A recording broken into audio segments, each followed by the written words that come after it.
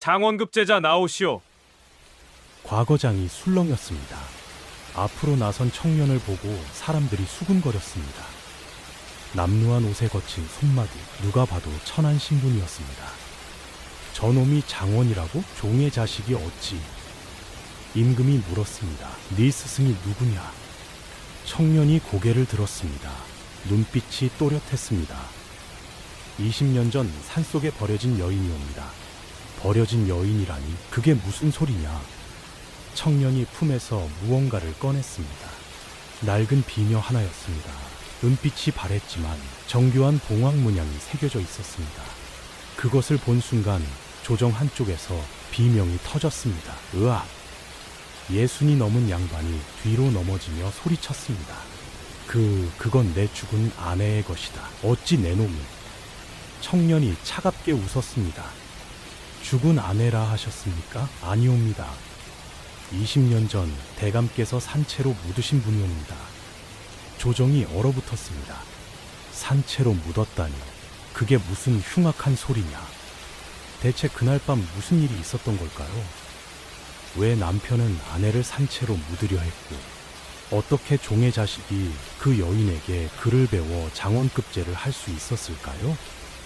오늘 이야기 시작하기 전에 구독과 좋아요 한 번만 눌러주세요. 여러분의 작은 응원이 제게는 큰 힘이 됩니다. 그리고 지금 보고 계신 지역을 댓글로 남겨주시면 그곳으로 복을 보내드리겠습니다. 자, 그럼 본격적으로 이야기 들어가겠습니다. 영조 제위 중반 경상도 안동 땅 김자수 대감댁 안채에서 신음소리가 새어나왔습니다. 이씨 부인이 침상에 누워 가쁜 숨을 몰아쉬고 있었습니다.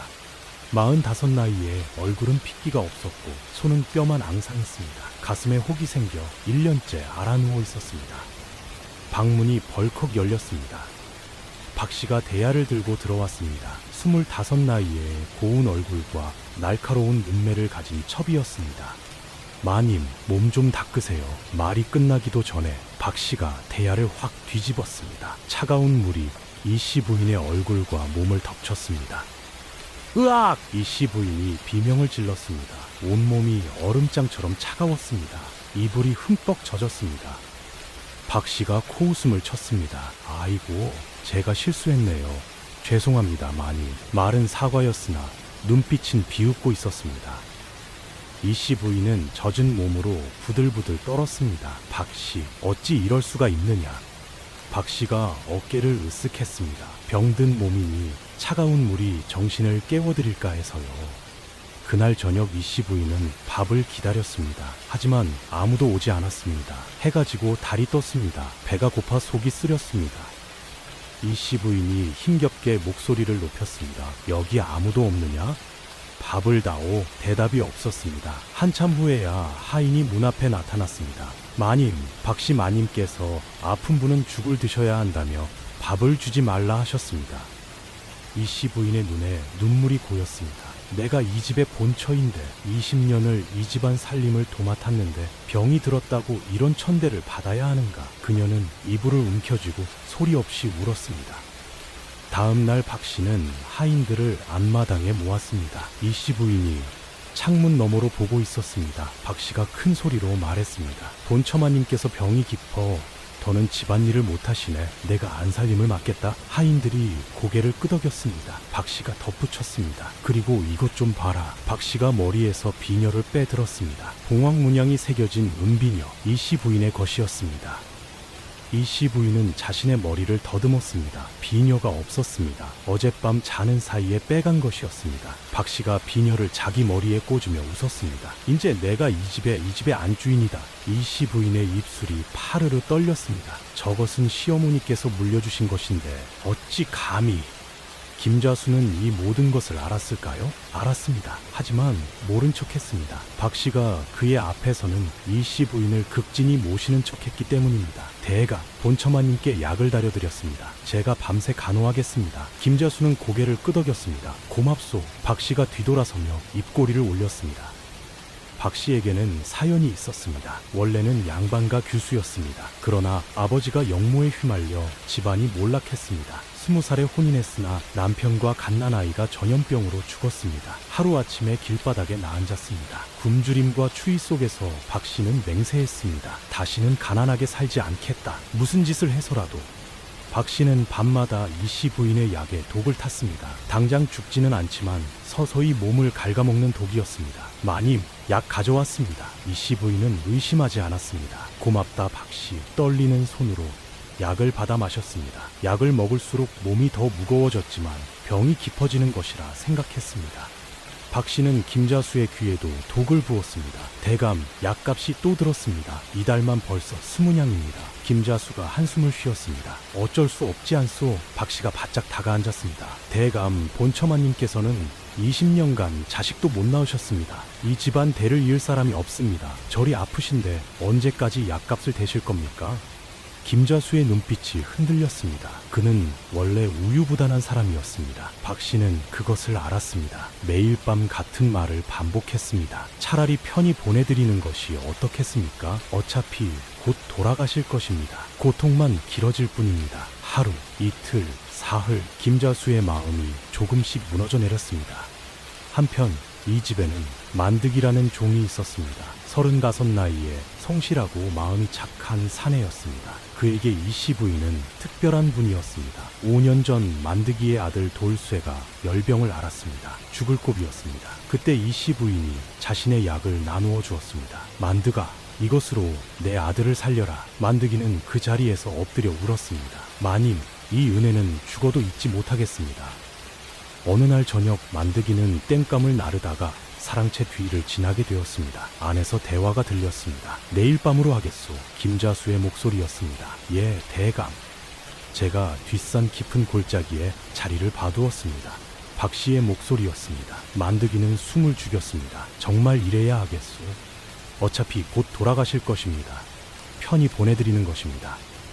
만득이는 온몸이 얼어붙었습니다. 마님을 산에 묻는다고? 살아계신 분을 땡감을 든 손이 부들부들 떨렸습니다.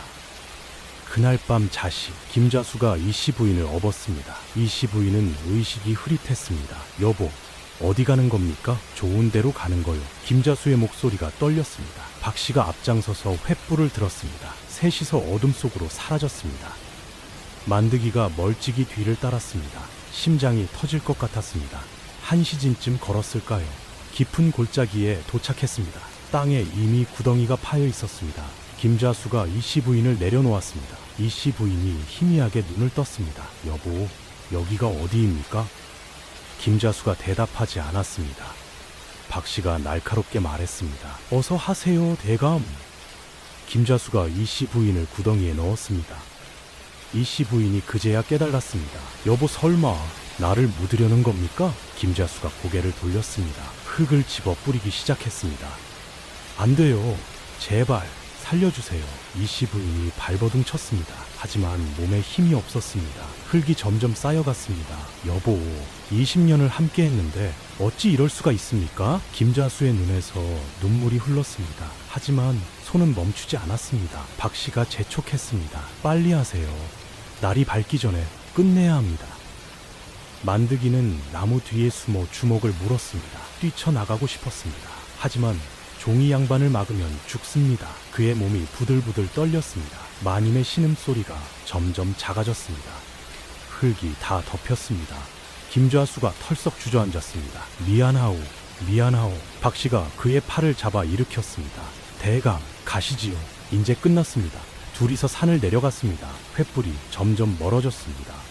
만득이가 뛰쳐나왔습니다. 맨손으로 흙을 파기 시작했습니다. 손톱이 깨지고 피가 났습니다. 마님, 제가 구하겠습니다. 조금만 참으세요. 미친 듯이 파고 또 팠습니다. 얼마나 지났을까요? 이 씨 부인의 얼굴이 보였습니다. 눈을 감고 있었습니다.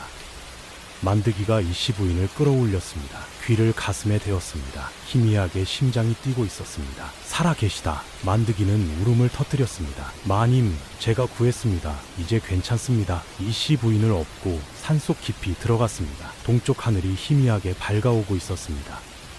만득이는 밤새 산길을 걸었습니다. 이 씨 부인을 업은 등이 땀으로 흠뻑 젖었습니다. 숨이 턱까지 차올랐지만 멈출 수 없었습니다. 해가 뜨기 전에 깊은 산속으로 들어가야 했습니다. 발밑에 나뭇가지가 부러지는 소리가 났습니다. 만드기는 귀를 기울였습니다. 혹시 뒤따라오는 사람이 있는 건 아닐까? 다행히 고요했습니다. 만드기는 다시 발걸음을 재촉했습니다. 동이 틀 무렵 만드기는 산속 깊은 곳에 있는 움막에 도착했습니다. 사냥꾼들이 쓰다버린 곳이었습니다. 지붕은 허물어져 가고 벽은 군데군데 구멍이 났습니다. 하지만 지금은 이곳밖에 없었습니다. 만드기는 조심스럽게 이씨 부인을 눕혔습니다. 이씨 부인의 얼굴은 창백했고 숨소리는 가늘었습니다. 만드기는 불을 피웠습니다. 젖은 옷을 말려야 했습니다. 해가 중천에 떴을 때 이씨 부인이 눈을 떴습니다. 천장을 멍하니 바라보았습니다. 여기가 어디냐? 목소리가 갈라졌습니다. 만드기가 급히 다가갔습니다. 마님, 정신이 드셨습니까? 소인 만드기옵니다. 이씨 부인이 고개를 돌렸습니다. 만드기? 네가 왜 여기에? 이씨 부인의 눈동자가 흔들렸습니다. 그녀는 천천히 기억을 더듬었습니다. 산속 구덩이, 흙이 얼굴을 덮던 순간 남편의 눈물, 박씨의 차가운 웃음. 이씨 부인의 눈에서 눈물이 흘러내렸습니다. 그래, 기억난다. 남편이 나를 묻었지. 20년을 함께한 남편이. 이씨 부인은 이불을 움켜쥐었습니다. 손가락이 하얗게 질렸습니다. 만드기가 조심스럽게 입을 열었습니다. 마님, 소인이 구해드렸습니다. 대감과 박씨는 마님이 돌아가신 줄 알고 있습니다. 이씨 부인이 벌떡 몸을 일으켰습니다. 그자들이 나를 죽였어. 산채로 묻었어. 목소리가 떨렸습니다. 이씨 부인의 눈빛이 달라졌습니다. 슬픔이 분노로 바뀌었습니다. 박씨를 죽이겠다. 그년이 나를 이 지경으로 만들었어. 김좌수도 죽이겠다. 20년을 바쳤는데 나를 흙 속에 파묻다니. 이씨 부인이 이를 악물었습니다. 눈에 불꽃이 일었습니다. 만드기는 등골이 서늘해졌습니다. 부처님처럼 온화하던 마님의 눈에서 살기가 느껴졌습니다. 만드기가 무릎을 꿇었습니다. 마님, 제발 진정하십시오. 복수하시면 안 됩니다. 이씨 부인이 날카롭게 쏘아보았습니다. 왜 안 되느냐? 그자들이 나를 죽이려 했는데. 만드기가 고개를 조아렸습니다. 마님께서 살아계신 것이 알려지면 대감이 가만히 있지 않을 것입니다. 마님을 다시 죽이려 할 것입니다. 그리고 소인도 죽습니다. 마님을 구한 죄로 온 가족이 죽습니다. 만드기의 목소리가 떨렸습니다. 이씨 부인은 입을 다물었습니다. 만드기의 말이 맞았습니다. 지금 나서면 모두가 죽습니다. 하지만 분노는 사라지지 않았습니다. 그럼 나는 어찌해야 하느냐? 이대로 죽은 사람으로 살아야 하느냐? 평생 이 산속에서 숨어 살아야 하느냐? 이씨 부인의 눈에서 눈물이 쏟아졌습니다. 억울하다. 너무 억울하다. 그 무렵 김자수 집에서는 장례가 치러지고 있었습니다. 빈 관이 마당에 놓였습니다. 하인들이 곡을 했습니다. 박씨는 상복을 입고 슬픈 척했습니다. 아이고, 본처마님, 어찌 이리 갑자기 가셨습니까? 눈물을 훔치는 신용을 했습니다. 김자수는 멍하니 앉아 있었습니다. 그의 눈은 초점을 잃었습니다. 정말 이래야 했나? 마음 한구석이 무거웠습니다. 마을 사람들이 조문을 왔습니다. 본처마님이 병으로 돌아가셨다며. 안 됐구먼. 병이 깊더니 결국 아무도 진실을 몰랐습니다. 박씨는 조문객들에게 공손히 인사했습니다. 본처마님께서 평소 저를 아껴주셨습니다. 제가 정성껏 모시겠습니다. 사람들은 고개를 끄덕였습니다. 박씨, 참 착하구먼. 본처를 저리 생각하다니. 박씨는 속으로 웃었습니다. 이제 이 집은 내 것이다. 장례가 끝나자 박씨는 본색을 드러냈습니다. 하인들에게 명령했습니다. 본처마님 물건을 모두 치워라. 이제 필요 없다. 이씨 부인의 옷가지와 책들이 광에 던져졌습니다. 박씨는 안방을 차지했습니다. 이씨 부인이 쓰던 화장대 앞에 앉았습니다. 거울에 비친 자신의 얼굴을 보며 미소 지었습니다. 드디어 내가 이 집의 안주인이다. 이제 아무도 나를 무시하지 못해. 만드기는 이 모든 것을 지켜보며 이를 악물었습니다. 저것들이 마님을 죽여놓고 저리 태어나다니. 하지만 내색할 수 없었습니다. 티를 내면 의심받습니다. 만드기는 평소처럼 일했습니다. 땡감을 나르고 마당을 쓸었습니다. 밤이 되면 몰래 산으로 올라갔습니다. 이씨 부인에게 음식을 가져다 주었습니다. 마님, 죽을 가져왔습니다. 드십시오. 이씨 부인은 며칠째 밥을 먹지 않았습니다. 입맛이 없었습니다. 살고 싶지 않았습니다. 만드기가 애원했습니다. 마님, 드셔야 합니다. 굶으시면 정말 돌아가십니다. 이씨 부인이 힘없이 대답했습니다. 차라리 죽는 게 나을지도 모른다. 이렇게 숨어 사느니. 만드기의 눈에 눈물이 고였습니다. 마님, 제발 그런 말씀 마십시오. 마님께서 돌아가시면 소인은 어찌합니까? 만드기가 자신의 손을 보여주었습니다. 손톱이 깨지고 굳은 살이 박혀 있었습니다. 마님을 구하려고 맨손으로 땅을 팠습니다. 이 손이 아픕니다. 하지만 마님이 살아계시니 아프지 않습니다. 마님께서 돌아가시면 이 손은 헛것이 됩니다. 소인의 아들도 마님 덕에 살았습니다. 마님, 사주십시오. 만드기가 땅에 엎드렸습니다. 이씨 부인의 눈에서 눈물이 흘렀습니다. 이 종이 목숨을 걸고 나를 구했다. 그런데 내가 스스로 죽겠다니 그것은 이 사람의 희생을 헛되게 하는 것이다. 이씨 부인은 떨리는 손으로 숟가락을 들었습니다. 죽을 한술 떴습니다. 목구멍으로 넘어갔습니다. 따뜻했습니다. 알겠다, 만드가. 살겠다. 하지만 언젠가 반드시 복수하겠다. 이 분노를 잊지 않겠다. 이씨 부인의 눈빛이 타올랐습니다. 만드기는 고개를 끄덕였습니다. 하지만 마음이 무거웠습니다. 마님의 눈에서 징후가 사라지지 않았습니다. 저 분노가 언젠가 마님을 삼키지 않을까. 만드기는 걱정되었습니다. 하지만 지금은 살아계신 것만으로도 감사했습니다. 마님, 소인이 지켜드리겠습니다. 무슨 일이 있어도. 밖에서는 부엉이 울음소리가 들렸습니다. 깊은 산속의 밤은 고요했습니다. 한 달이 지났습니다. 이씨 부인은 조금씩 기력을 회복했습니다. 만드기가 가져다주는 음식을 먹고 산속 공기를 마시니 안색이 돌아왔습니다. 신기한 일이었습니다.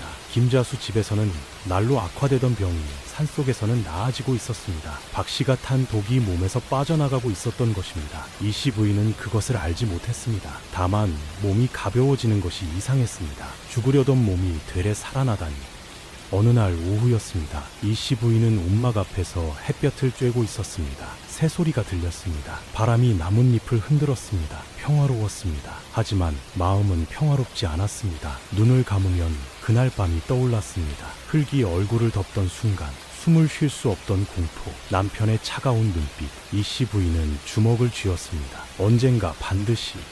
그때 나뭇가지 부러지는 소리가 들렸습니다. 이씨 부인은 화들짝 놀라 몸을 숨겼습니다. 심장이 쿵쾅거렸습니다. 누가 온 것인가? 발각된 것인가? 숨을 죽이고 지켜보았습니다. 덤불 사이로 작은 그림자가 나타났습니다. 아이였습니다. 10살쯤 되어 보이는 사내 아이가 두리번거리며 걸어오고 있었습니다. 이씨 부인은 그 아이를 알아보았습니다. 만드기의 아들 돌쇠였습니다. 돌쇠가 움막을 발견했습니다. 눈이 휘둥그레졌습니다. 여기 사람이 사나? 호기심에 가득 찬 눈으로 다가왔습니다. 이씨 부인은 어쩔 줄 몰랐습니다. 들키면 안 되는데. 하지만 이미 늦었습니다. 돌쇠가 움막 안을 들여다보았습니다. 그리고 이씨 부인과 눈이 마주쳤습니다. 돌쇠가 소리를 질렀습니다. 으악, 귀신이다.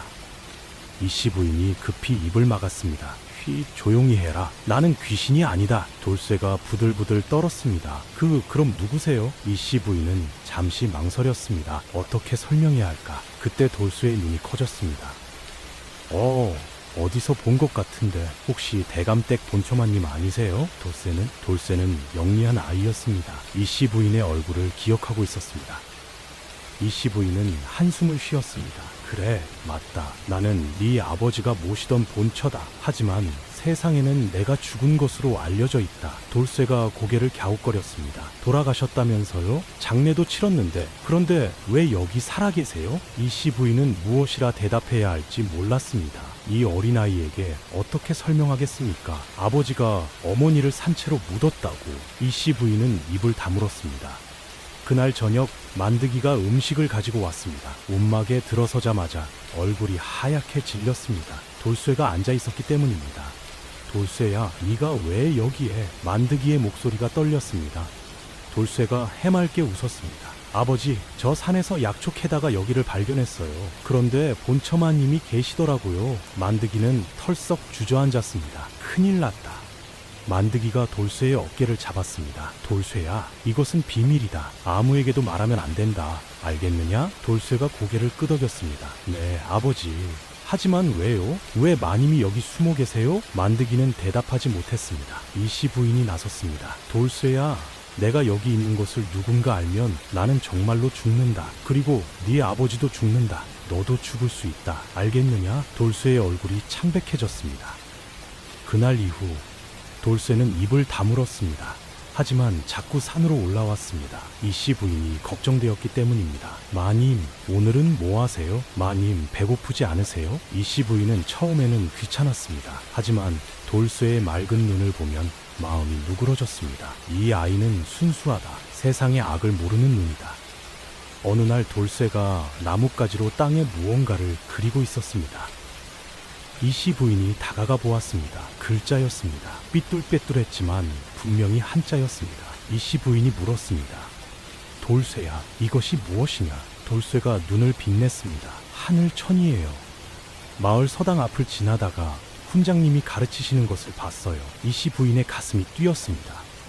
이씨 부인은 돌쇠를 자세히 살펴보았습니다. 눈빛이 총명했습니다. 듣는 것을 한 번에 알아들었습니다. 이 아이는 머리가 좋다. 그를 가르치면 크게 될 수 있겠다. 이씨 부인의 마음에 무언가가 움츠렀습니다. 20년간 자식이 없었습니다. 가르칠 사람이 없었습니다. 자신이 배운 것을 전해줄 사람이 없었습니다. 그런데 이 아이가 나타났습니다.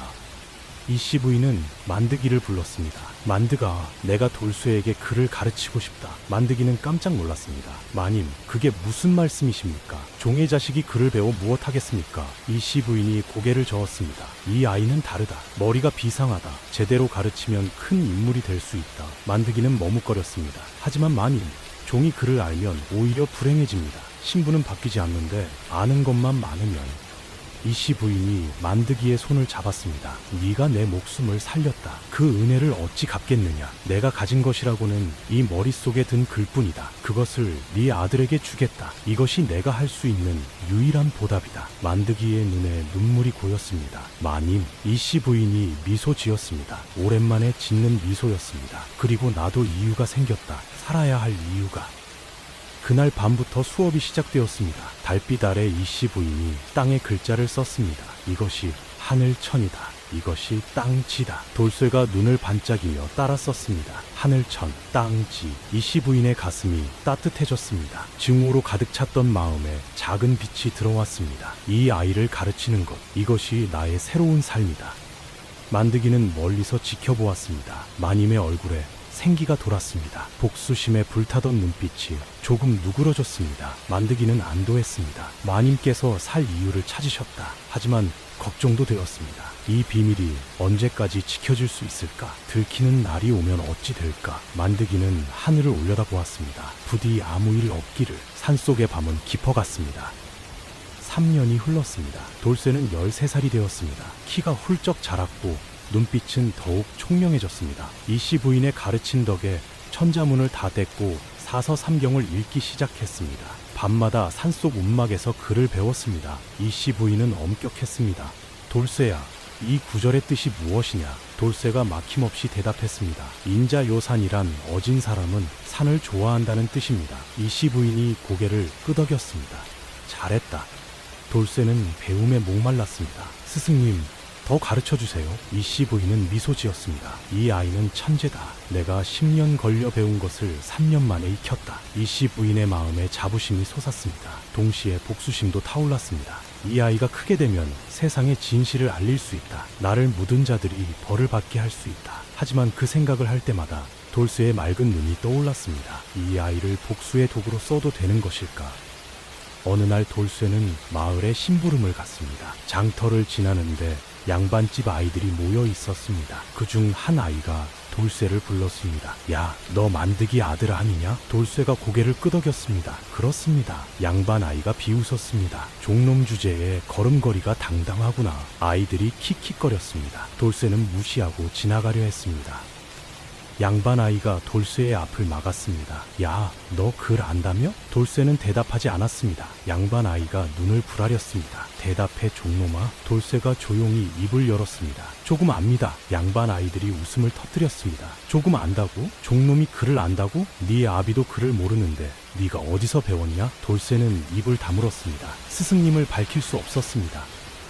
양반 아이가 돌쇠를 밀쳤습니다. 거짓말하지 마라. 종놈이 무슨 글을 알아? 돌쇠가 땅에 넘어졌습니다. 다른 아이가 돌을 집어들었습니다. 종놈 주제에 양반 흉내내면 이렇게 된다. 돌이 날아왔습니다. 돌쇠의 이마를 맞췄습니다. 피가 흘렀습니다. 아이들은 웃으며 사라졌습니다. 돌쇠는 땅에 엎드려 피를 닦았습니다. 눈물이 나오려 했지만 참았습니다.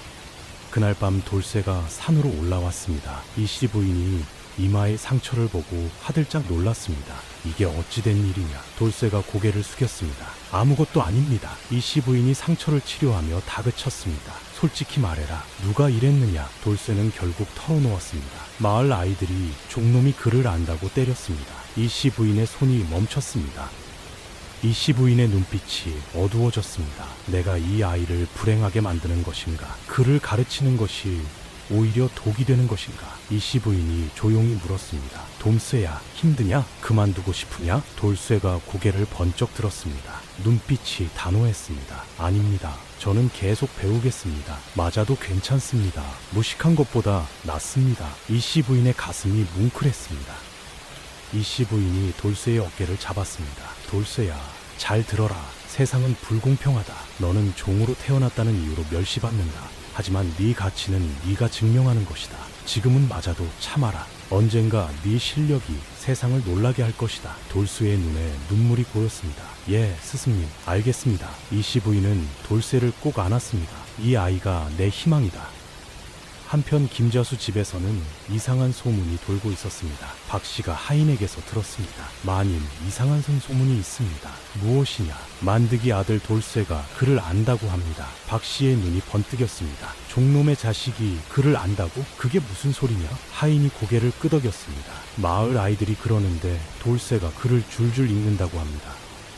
박 씨는 의아했습니다. 만드기도 글을 모르는데 누가 가르쳤단 말이냐? 분명 이상하다. 박 씨는 만드기를 불렀습니다. 만드기가 고개를 숙이고 들어왔습니다. 만드가 내 아들이 글을 안다며? 만드기의 얼굴이 굳었습니다. 무슨 말씀이십니까, 마님?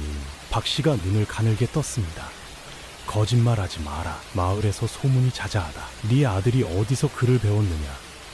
만드기는 식은땀이 흘렀습니다. 마님, 아이가 서당 앞을 지나다가 어깨너머로 배운 것입니다. 대단한 것이 아닙니다. 박 씨가 코웃음을 쳤습니다. 어깨너머로? 그래서 사서 삼경을 읽는다고? 만드기의 가슴이 철렁 내려앉았습니다. 어떻게 아셨습니까? 박 씨가 날카롭게 말했습니다. 내가 모를 줄 알았느냐? 내 놈 집을 뒤져보겠다. 그날 밤 박 씨는 하인들을 데리고 만드기의 행랑채를 수색했습니다. 구석구석 뒤졌습니다. 이불 및 광 안, 부엌 구석. 만드기는 떨리는 마음으로 지켜보았습니다. 다행히 그를 가르치는 것은 산속 움막에서 했습니다. 집에는 증거가 없었습니다. 박 씨가 짜증을 냈습니다. 없군. 하지만 분명 뭔가 있다. 박 씨는 수색을 멈추지 않았습니다. 며칠 후 박 씨는 결정적인 것을 발견했습니다. 만드기가 버린 종이 뭉치를 찾은 것입니다. 돌쇠가 연습한 글씨가 적혀 있었습니다. 박 씨가 그것을 펼쳐보다가 얼굴이 하얗게 질렸습니다. 손이 부들부들 떨렸습니다.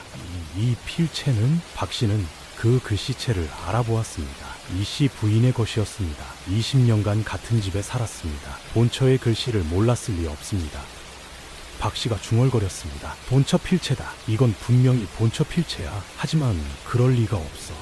내가 직접 묻는 것을 봤는데 박 씨의 머릿속이 복잡해졌습니다. 설마 살아있는 것인가? 그럴 리가 없어. 하지만 이 글씨는?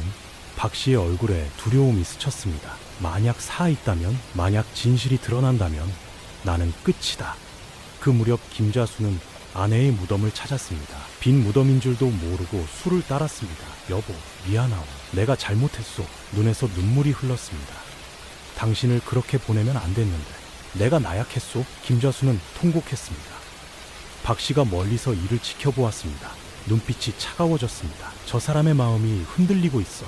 위험해. 본처가 살아있다면 더욱 위험해. 빨리 확인해야 해. 10년이 흘렀습니다. 돌쇠는 20살 청년이 되었습니다. 키가 크고 어깨가 넓어졌습니다. 눈빛은 깊고 침착했습니다. 10년간의 배움이 그를 완전히 바꿔놓았습니다. 이씨 부인은 자신이 아는 모든 것을 가르쳤습니다. 사서삼경은 물론이고 역사와 시문까지. 돌쇠는 모든 것을 빨아들이는 스펀지 같았습니다. 이씨 부인은 감탄했습니다. 이 아이의 학문은 이미 나를 넘어섰다. 마을에서는 돌쇠의 소문이 자자했습니다. 서당 훈장이 돌쇠를 보고 감탄했습니다. 저 아이는 종이 아니라 선비감이다. 내가 가르친 양반 자제들보다 낫다. 훈장은 돌쇠에게 몰래 책을 빌려주기도 했습니다. 네 재주가 아깝구나. 신분만 달랐어도 돌쇠는 고개를 숙였습니다. 감사합니다, 훈장님. 하지만 저는 제 운명을 원망하지 않습니다. 박 씨는 10년간 잠들지 못했습니다. 그 글씨가 머릿속에서 떠나지 않았습니다. 본처의 필체, 분명히 본처의 필체였다. 박 씨는 산속을 수없이 뒤졌습니다. 하지만 찾지 못했습니다. 이 씨 부인은 박 씨가 수색을 시작하자 더 깊은 산속으로 옮겼기 때문입니다. 만드기가 새 움막을 지었습니다. 찾기 힘든 골짜기 깊숙한 곳이었습니다. 박 씨의 의심은 확신으로 바뀌어갔습니다. 살아있다. 분명히 살아있어. 그년이 숨어서 복수를 노리고 있다. 박 씨는 밤마다 악몽에 시달렸습니다. 이 씨 부인이 무덤에서 나와 자신의 목을 조르는 꿈이었습니다. 박 씨는 이를 악물었습니다. 찾아서 죽여야 한다. 이번에는 확실히. 어느 날 박 씨는 결심했습니다. 직접 찾기는 힘들다. 전문가를 고용해야 한다. 박 씨는 몰래 마을을 떠나 인근 고을로 갔습니다. 그곳에서 청부업자를 찾았습니다. 사람을 찾아 죽여주는 자들이었습니다. 박 씨가 돈주머니를 내밀었습니다. 산속에 숨어 사는 여인을 찾아라. 찾으면 죽여라. 흔적도 남기지 마라. 청부업자가 고개를 끄덕였습니다. 알겠습니다, 마님. 보름 후 자객들이 산으로 들어왔습니다. 3명이었습니다. 날카로운 눈과 단검을 가진 자들이었습니다. 그들은 산속 구석구석을 뒤졌습니다. 이 씨 부인은 위험을 감지했습니다. 산속에 낯선 발자국이 있었습니다. 누군가 나를 찾고 있다. 이 씨 부인은 만드기에게 알렸습니다. 만드기의 얼굴이 하얗게 질렸습니다. 마님, 박 씨가 보낸 자들인 것 같습니다. 그날 밤이었습니다. 이 씨 부인이 움막에서 잠들어 있었습니다. 자객들이 움막을 발견했습니다. 드디어 찾았다. 그들은 조용히 다가갔습니다. 손에는 단검이 번뜩였습니다. 움막 안에 불빛이 보였습니다. 자객의 우두머리가 손짓했습니다. 들어간다. 그들이 문을 열려는 순간이었습니다. 만드가, 조심해. 만드기의 외침이 들렸습니다. 만드기는 밤늦게 음식을 가져오다가 자객들을 발견한 것입니다. 자객들이 돌아보았습니다. 만드기가 횃불을 들고 서 있었습니다. 이놈이 뭐냐? 자객이 칼을 빼들었습니다. 만드기는 떨렸지만 물러서지 않았습니다. 마님을 건드리지 마라. 만드기가 횃불을 휘둘렀습니다. 자객이 비웃었습니다. 종놈 주제에 칼이 번뜩였습니다. 만드기의 팔을 베었습니다. 으악! 만드기가 비명을 질렀습니다. 피가 뿜어져 나왔습니다. 하지만 만드기는 쓰러지지 않았습니다. 횃불을 자객에게 던졌습니다. 자객의 옷에 불이 붙었습니다. 으악! 자객이 소리를 지르며 뒹굴었습니다. 이 씨 부인이 움막에서 뛰쳐나왔습니다. 눈앞의 광경을 보고 얼어붙었습니다. 만드기가 피를 흘리며 서 있었습니다. 두 자객이 칼을 들고 다가오고 있었습니다. 만드가, 이 씨 부인이 소리쳤습니다. 만드기가 외쳤습니다. 마님, 도망치십시오. 빨리요. 만드기는 다시 자객들 앞을 막아섰습니다. 멈춰라. 나를 먼저 죽여야 마님을 건드릴 수 있다. 자객이 칼을 휘둘렀습니다. 만드기의 등을 베었습니다. 만드기가 무릎을 꿇었습니다. 피가 땅을 적셨습니다. 하지만 고개를 들었습니다. 마님, 어서요. 이 씨 부인은 눈물을 흘리며 뛰기 시작했습니다. 자객이 뒤쫓으려 했습니다. 만드기가 자기의 다리에 다리를 잡았습니다. 안 돼. 자객이 발로 만드기의 머리를 찼습니다. 만드기가 쓰러졌습니다. 이 씨 부인은 산속 깊이 도망쳤습니다. 숨이 턱까지 차올랐습니다. 다리가 후들거렸습니다. 뒤에서 발소리가 들렸습니다. 자객들이 쫓아오고 있었습니다. 어디로 간 거냐, 그년이. 이 씨 부인은 바위 뒤에 숨었습니다. 심장이 터질 것 같았습니다. 제발, 제발 지나가라. 자객들이 근처를 어슬렁거렸습니다. 분명 이쪽으로 갔는데 한참을 찾다가 포기했습니다. 젠장 놓쳤다. 다음에 다시 오자. 날이 밝았습니다. 이 씨 부인은 떨리는 다리로 움막으로 돌아왔습니다. 만드기가 피투성이로 쓰러져 있었습니다. 숨이 붙어 있었습니다. 이 씨 부인이 울부짖었습니다. 만드가, 정신 차려라. 나 때문이다. 내가 살아있어서 네가 이 꼴이 됐다. 만드기가 힘겹게 눈을 떴습니다. 마님, 괜찮으십니까? 이 씨 부인의 눈에서 눈물이 쏟아졌습니다. 이 씨 부인은 만드기의 상처를 치료했습니다. 다행히 깊지는 않았습니다. 하지만 피를 많이 흘렸습니다. 만드기가 힘없이 말했습니다.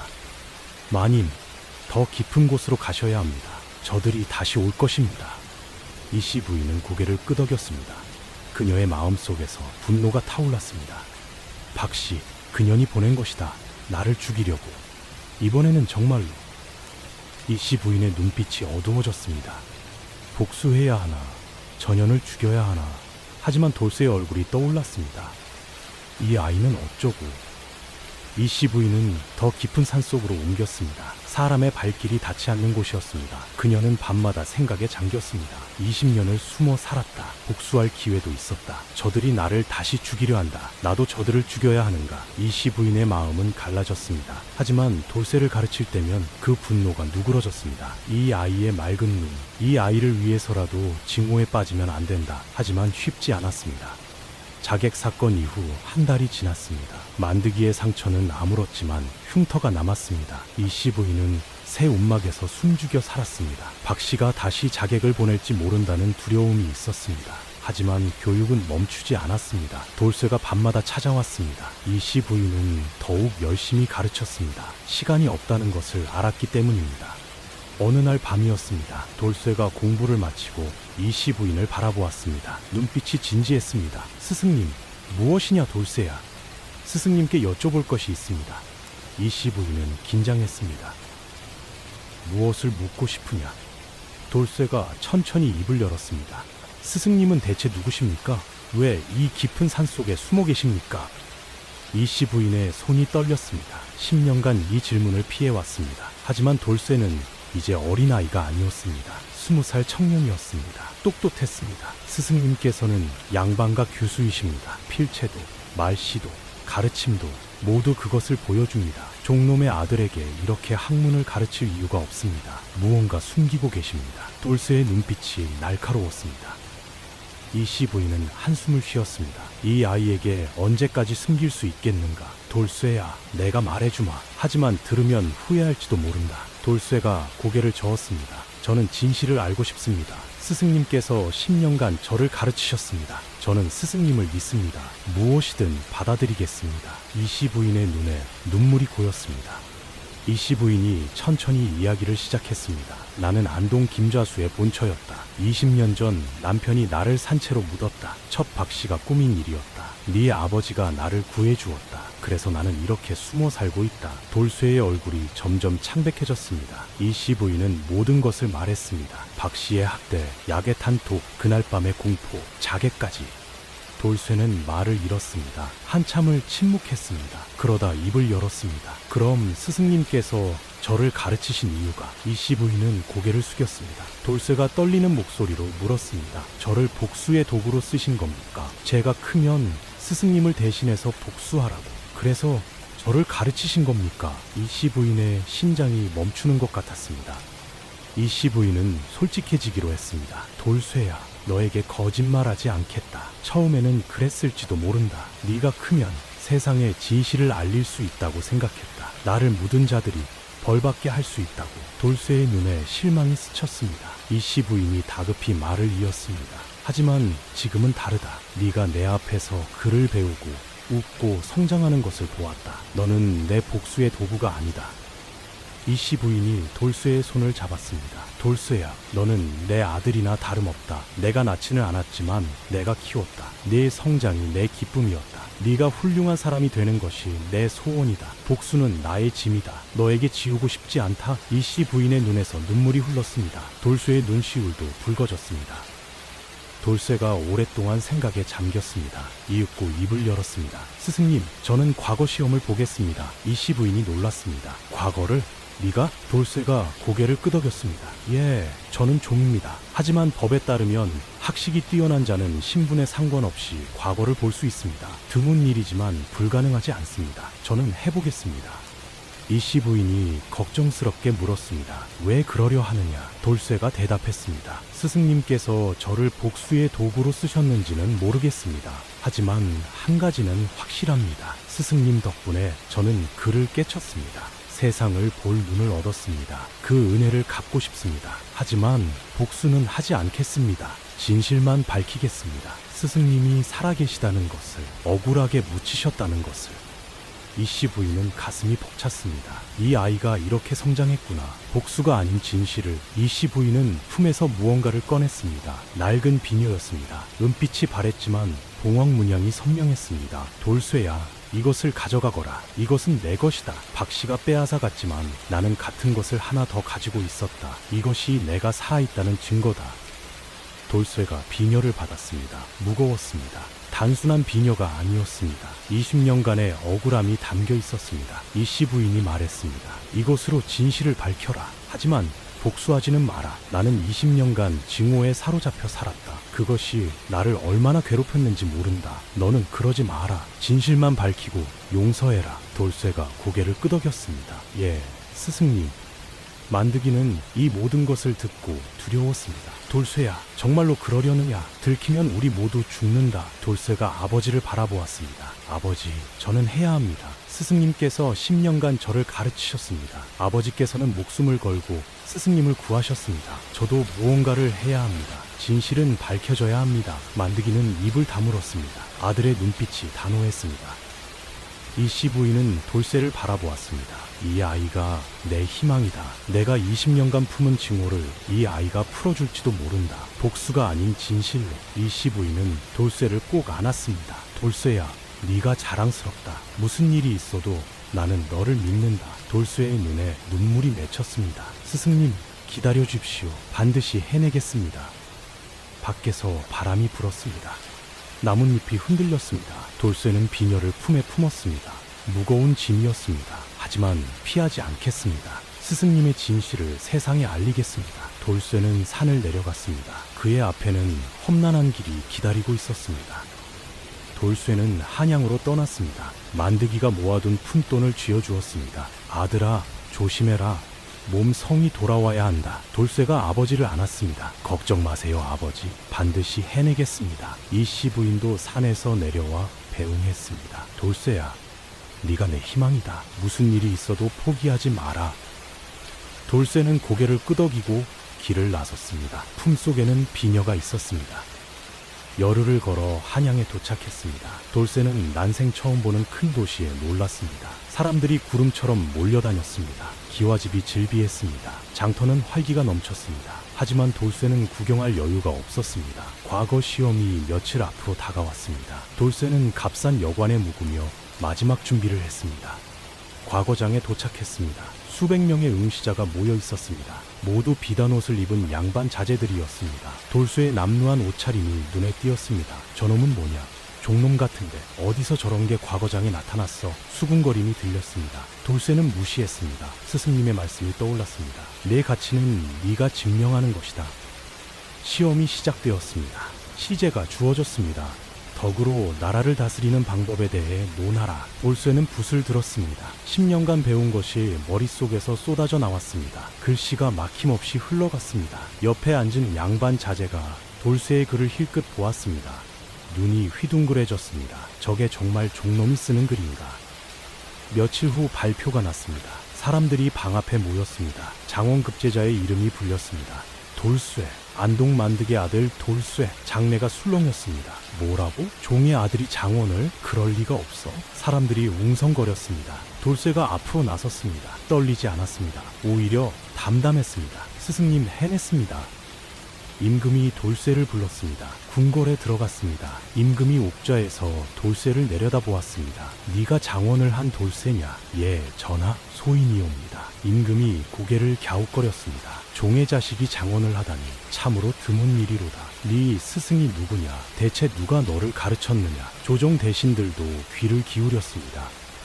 돌쇠가 고개를 들었습니다. 소인의 스승은 20년 전 산속에 버려진 여인이옵니다. 조정이 술렁였습니다. 산속에 버려진 여인이라니 그게 무슨 소리냐? 임금이 눈살을 찌푸렸습니다. 자세히 말해보거라. 돌쇠가 품에서 비녀를 꺼냈습니다. 은빛이 바랬지만 봉황문양이 선명했습니다. 이것이 증거이옵니다.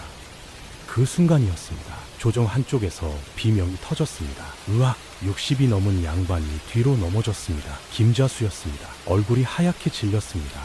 그건 내 죽은 아내의 것이다. 어찌 내 놈이? 돌쇠가 김자수를 똑바로 바라보았습니다. 죽은 아내라 하셨습니까? 아니옵니다. 20년 전 대감께서 산채로 묻으신 분이옵니다. 조정이 발칵 뒤집혔습니다. 산채로 묻었다니 그게 무슨 흉악한 소리냐? 임금이 소리쳤습니다. 당장 설명하거라. 돌쇠가 무릎을 꿇었습니다. 전하, 20년 전 안동 김자수 대감께서 병든 본처를 산채로 묻으셨습니다. 첫 박씨가 꾸민 일이었습니다. 소인의 아버지가 마님을 구출하여 산속에 숨겨드렸습니다. 마님께서는 20년간 숨어 살며 소인을 가르치셨습니다. 김자수가 벌벌 떨었습니다.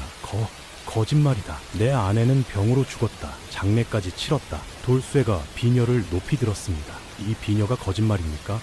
본처마님의 것이 맞지 않습니까? 김자수는 대답하지 못했습니다. 입술만 파르르 떨었습니다. 임금이 명령했습니다.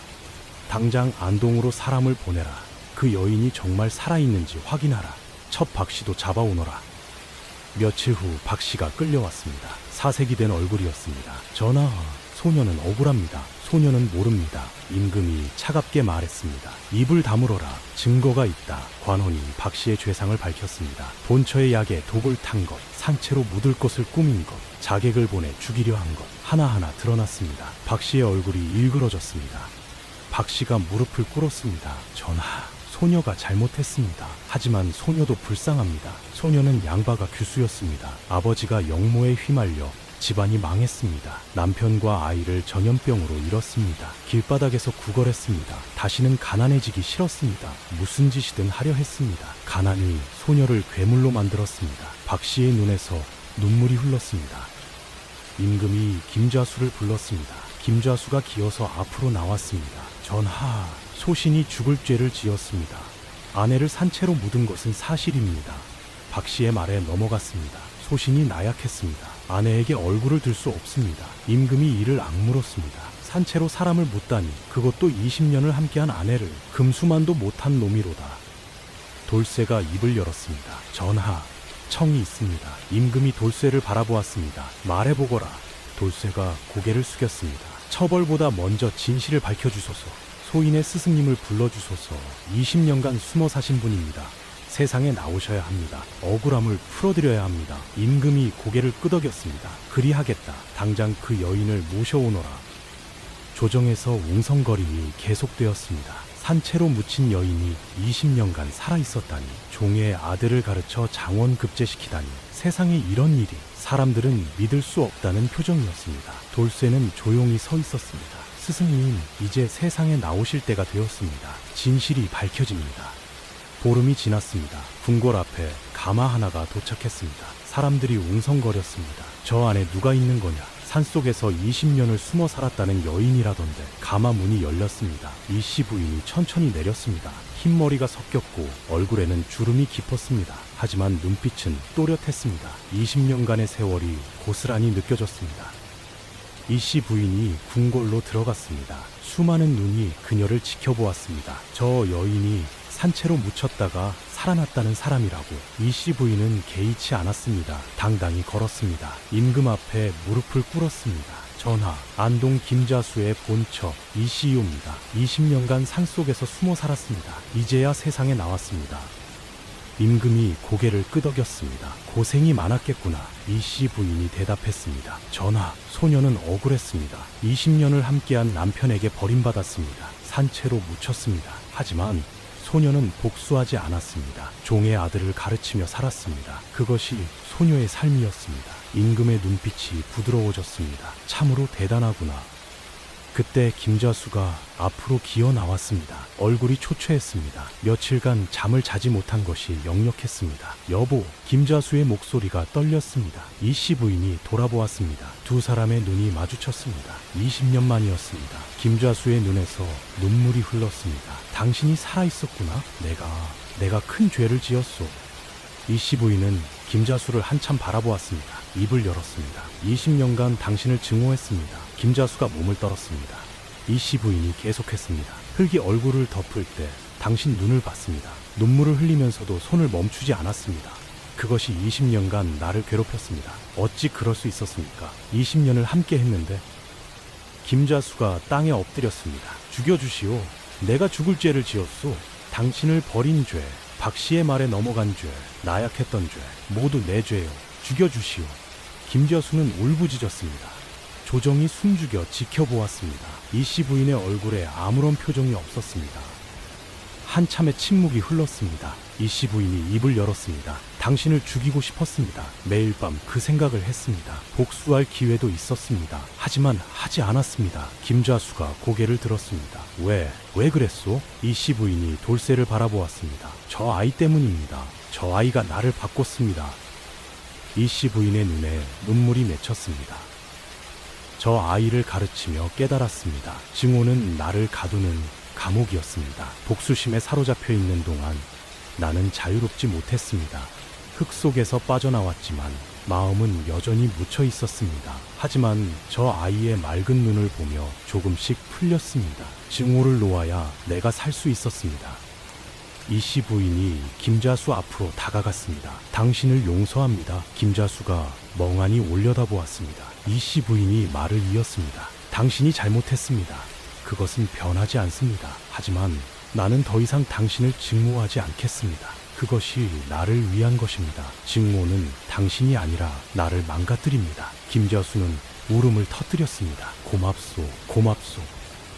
박씨도 앞으로 끌려 나왔습니다. 이씨 부인을 보자 얼굴이 하얗게 질렸습니다. 마님, 박씨가 바닥에 엎드렸습니다. 죽여주십시오. 소녀가 죄를 지었습니다. 독을 탔습니다. 마님을 괴롭혔습니다. 자객을 보냈습니다. 모두 소녀가 한 짓입니다. 죽여주십시오. 박씨는 울부짖었습니다. 이씨 부인이 박씨를 내려다보았습니다. 너를 미워했다. 매일 밤 내 목을 조르는 상상을 했다. 하지만 지금은 다르다. 너도 불쌍하다. 가난이 너를 그렇게 만들었다. 네가 처음부터 악인은 아니었을 것이다. 박씨가 고개를 들었습니다. 눈물범벅이 된 얼굴이었습니다. 마님, 이씨 부인이 한숨을 쉬었습니다. 너도 용서하겠다. 하지만 네 죄는 네가 갚아야 한다. 임금이 판결을 내렸습니다. 김좌수는 관직을 삭탈당했습니다. 재산 절반을 이씨 부인에게 돌려주었습니다. 박씨는 관비로 보내졌습니다. 하지만 이씨 부인이 청했습니다. 전하, 목숨만은 살려주소서. 임금이 고개를 끄덕였습니다. 그대의 뜻을 따르겠다. 박씨는 목숨을 건졌습니다. 눈물을 흘리며 이씨 부인에게 절을 올렸습니다. 만드기 가족에게도 은혜가 내려졌습니다. 임금이 선포했습니다. 만드기와 그 가족을 양민으로 삼는다. 종의 신분에서 벗어났습니다. 만드기는 땅에 엎드려 울었습니다. 감사합니다, 전하. 돌쇠도 벼슬을 받게 되었습니다. 하지만 돌쇠가 사양했습니다. 전하, 소인은 벼슬을 원하지 않습니다. 임금이 의아해했습니다. 그럼 무엇을 원하느냐? 돌쇠가 대답했습니다. 소인은 고향으로 돌아가겠습니다. 가난한 아이들을 가르치겠습니다. 소인이 스승님께 받은 은혜를 다른 아이들에게 베풀겠습니다. 임금이 미소 지었습니다. 참으로 기특하구나. 그대의 뜻을 따르겠다. 이씨 부인의 눈에서 눈물이 흘렀습니다. 돌쇠야, 네가 자랑스럽다. 모든 일이 마무리되었습니다. 이씨 부인이 돌쇠의 손을 잡았습니다. 네가 내 목숨을 살렸다. 네 아버지가 흙 속에서 나를 꺼냈지만 네가 증오의 감옥에서 나를 꺼냈다. 돌쇠가 고개를 저었습니다. 아닙니다, 스승님. 스승님께서 저를 살리셨습니다. 무지에서 건져주셨습니다. 세상을 볼 눈을 주셨습니다. 두 사람은 서로를 안았습니다.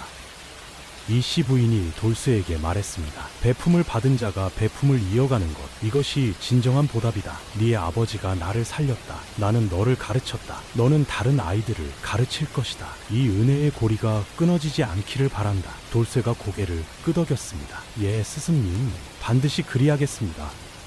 복은 깃털처럼 가볍고 화는 산처럼 무겁다고 했습니다. 하지만 용서는 그 무거운 산도 옮길 수 있습니다. 이씨 부인은 20년간의 증오를 내려놓았습니다. 그리고 비로소 자유로워졌습니다. 돌쇠는 고향으로 돌아가 가난한 아이들을 가르쳤습니다. 그 중에서 또 다른 인재가 나왔습니다. 베품의 고리는 끊어지지 않았습니다. 오늘 이야기는 여기까지입니다. 끝까지 들어주셔서 감사합니다. 여러분 가정에도 복이 가득하시길 바랍니다.